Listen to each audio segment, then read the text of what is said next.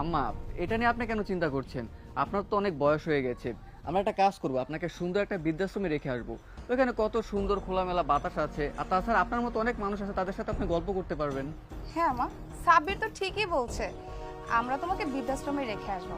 তাছাড়া সেখানে অনেক সুন্দর পরিবেশ, থাকা খাওয়ার সুব্যবস্থা আছে, খাবারেরও কোনো কমতি নেই, উন্নত চিকিৎসারও ব্যবস্থা আছে। আর একটু বয়স হয়ে গেলে না শ্বশুর শাশুড়ি মুরব্বীরা বৃদ্ধাশ্রমেই থাকে, তাই তুমি বৃদ্ধাশ্রমেই থাকবে মা। যারা একদম চুপ করে থাক, আর একটাও কথা বলবি না। এই, তোর সাহস কি করে হলো তুই মাকে বৃদ্ধাশ্রমে রেখে আসে কথা বলতেছিস? এই শোন, মার এই সম্পত্তি, এই বাড়ি মার। তুই কিছু টাকা দিচ্ছিস বলে এমন না যে তুই মাকে এই বাড়ি থেকে বের করে বৃদ্ধাশ্রম পাঠিয়ে দিয়ে আসবি। এটা কখনোই করতে পারিস না তুই। তোর বাবা অসুস্থ হওয়ার সময় 15 লাখ টাকা দিনা করেছিল।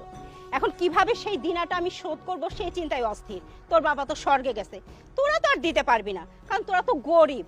যদি দিতে পারে আমার ছোট মেয়ের জামাই দিবে।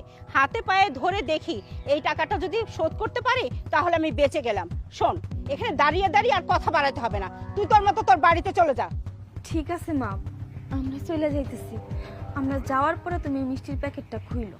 তোর মিষ্টি আমি খাবো না, তোর মিষ্টি কুকুর বিড়ালকে দিয়ে খাওয়াবো। টাকা? এত টাকা? এতগুলো টাকা?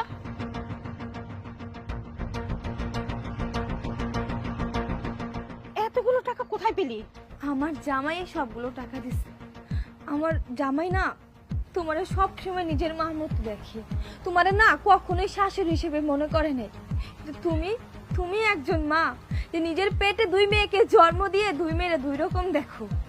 তোমার জামাইরে তো তুমি কখনো চোখেই দেখতে পারো না, সে গরিব ছোট লোক, কত কিছু বলো। এই বাড়িতে যখন তুমি দাওয়াত দিয়ে নিয়ে আসো, তুমি ঠিক মতো তারা খাইতেও দাও না, কিন্তু আমার সামনে, আমার জামাইয়ের সামনে তুমি তোমার ছোট মাইয়ার জামাইরে গরুর মাংস, মুরগির মাংস, মুরগির রোস্ট, পোলাও, এত কিছু খাবার দিয়ে খাইতে দাও। তখন মা আমার অনেক কষ্ট লাগে জানো। তুমি আমাদের 2 জনেরই জন্ম দিছো, কিন্তু মা তুমি ভেদাভেদ করো কেন? হ্যাঁ, আর এই যে টাকাগুলা, এই টাকাগুলা না সব তোমার জামাই দিছে। ওর জায়গা সম্পত্তি যা ছিল সব কিছু বিক্রি করে দিছে। ও আমারে কি কইছে জানো মা?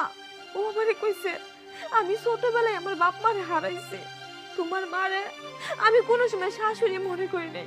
উনি আমার মা, আমার আপন মা। ভালোই হয়েছে তোমারে বিয়ে কইরা আমি একজন মা পাইছি। আর আমার মারে কোনোদিন আমি রাস্তায় নামতে দিব না। হ্যাঁ হ্যাঁ, বাড়িতেই রাজরানীর মতো থাকবো।